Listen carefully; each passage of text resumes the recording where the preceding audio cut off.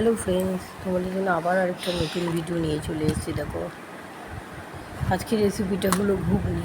এইভাবে ঘুগনি রান্না করলে ঘুগনির স্বাদ পুরো অন্যরকম হয়। একটা অ্যালুমিনিয়ামের কড়াই আমি সর্ষের তেল দিয়েছি, তার মধ্যে আমি একখানা তেজপাতা ছেড়ে দিয়েছি। তেলটা গরম হওয়ার পরে এবার আমি কিছু পরিমাণ সাদা জিরে দিয়ে দিয়েছি ফোড়নের জন্য।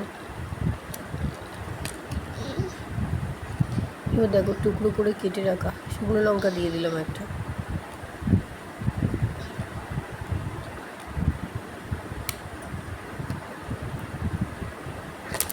গোটা গরম মশলা দিয়ে দিয়েছি, দারচিনি, এলাচ, লবঙ্গ, গোলমরিচ।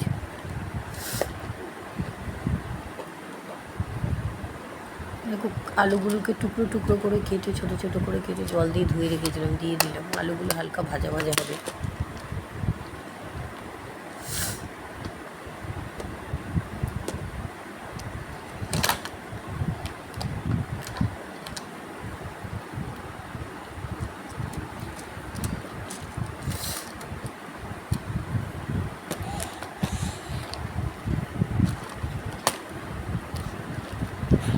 দেখো, আমি পেঁয়াজগুলোকে কুচি কুচি করে কেটে নিয়েছি, রসুনটা কুচি করে কেটেছি, কাঁচা লঙ্কাকেও আমি কুচি কুচি কুচি করে কেটে নিয়েছি, আর আদাটাকে এরকম কুচি করে কেটেছি। শুধু আদা আর টমেটোটাকে স্ক্যাপারে ঘষে নিয়েছি। এটা দেখো, ভালো করে আমি নাড়াবো, একটু ভাজা ভাজা করবো। এই দেখো, আদা টমেটোটা স্ক্যাপারে ঘষে নিয়েছি। এবার এটা দিয়ে দিলাম,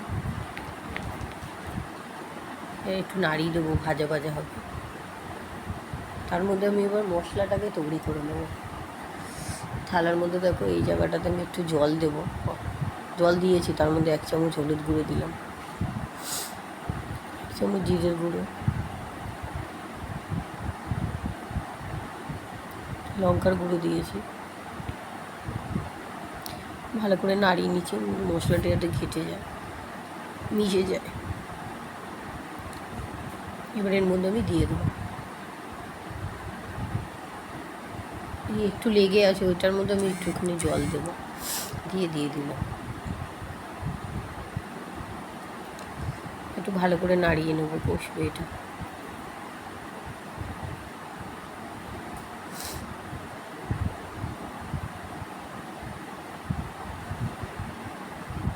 নুন দিয়ে দিলাম।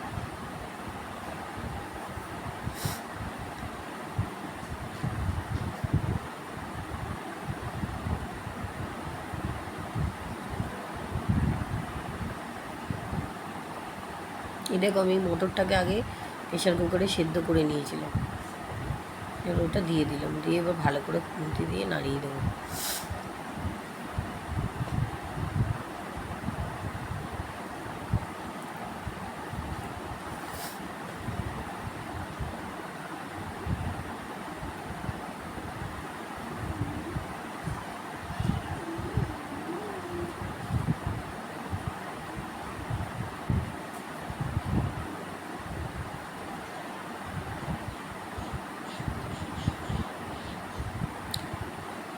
এবার আমি জল দিয়ে দিচ্ছি।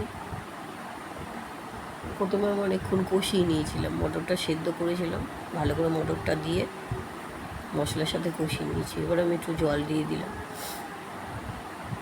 দেখো, জলটা ফুটছে ভালো মতো। দেখো, আমার ঘুগনিটা হয়ে গেছে। আমার ভিডিওটা ভালো লাগে, চ্যানেলটাকে লাইক আর সাবস্ক্রাইব করে দিও।